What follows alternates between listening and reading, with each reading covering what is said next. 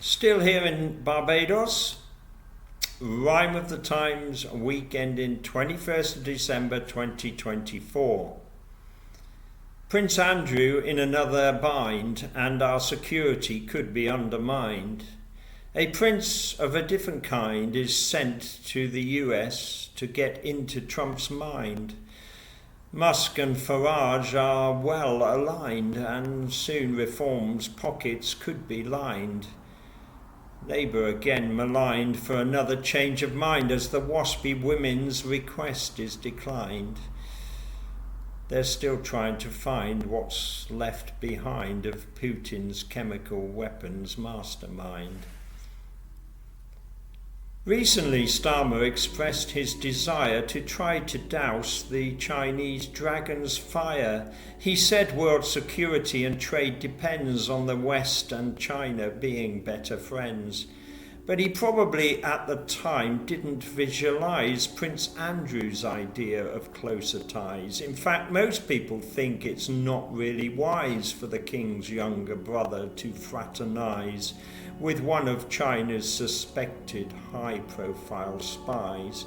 And now people are asking what underlies this dangerous liaison between these two guys. And what exactly are the wherefores and whys behind a friendship that could compromise the security of Britain in many people's eyes? The Home Office banned the man in 2023 for covert and deceptive activity, and a tribunal on Thursday felt compelled to have the ban on the alleged spy upheld. H6, as he's known, while staying in the UK, met various senior British figures of the day. After Andrew gave him all sorts of access, he seemed to become one of the prince's besties. Now Andrew says all contact has ceased, but speculation about their friendships increased. The palace said little, but did not deny. The king no doubt rolled his eyes and gave a sigh. The Chinese embassy were getting annoyed, accusing us Britons of being paranoid.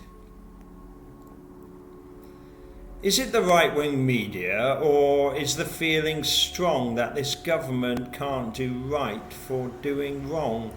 The polls would suggest there's something going on. Criticisms multi-pronged from a growing throng. Farmers and pensioners are two groups in particular who feel Labour's ballsed up, to use the testicular.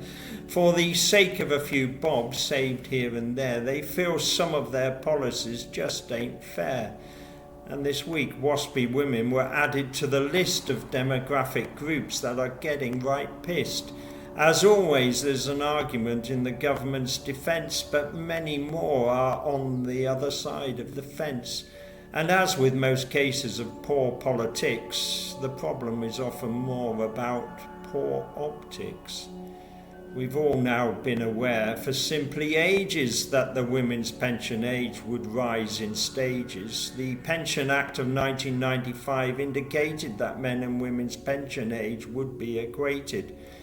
It was the coalition government of 2010 that chose to accelerate the process back then.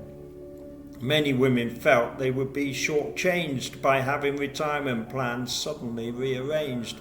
They demanded compensation, but government said no. Labour in opposition cried that shouldn't be so. They promised they'd pay out, but wouldn't you just know? On Wednesday they reversed and U-turned all in one go. Soon Sir Keir will have more issues in his in-tray, with Trump's inauguration just 1 month away. So on Friday he started to pave the way, naming our new ambassador to the USA. There was some surprise at the left-field decision to give Peter Mandelson this plum position. The Prince of Darkness plucked out of the Lords, crossing the Atlantic and soon to cross swords with Donald J. Trump and his coterie, trying to read the President and his votaries. Keir thinking Trump might like Mandelson's style, a sinister former minister with Svengali-like guile. So, the Russian thug walks past flats and a bomb explodes and his body parts are found in 3 Moscow postcodes. Ukraine's version of a man went into a bar, but of course this ain't no joke, it's more serious by far. Still, Ukrainians and the world can glean some joy at the death of another Putin blue-eyed boy. A general and chemical weapons chief, Ivor Kirillov, the Ukrainians felt they just had to kill him off. As Reform UK ride the wave on a right-wing tide, Badenoch cannot hide, no matter how she's tried, to have the Farage barrage defied and denied. She's put on a brave face but must worry inside, and this week Nige made another huge forward stride in testing chemist steel and personal pride. Because Elon Musk this week met Farage and said he was ready to back him with a wad of readies. And finally, to conclude this week's Rhyme of the Times, the concluding chapter of 2 terrible crimes. Words and long sentences can't fully convey the scale of evil of those now put away. In France, Dominique Pellicot got 20 years of stir for acts that have labelled him a sex monster.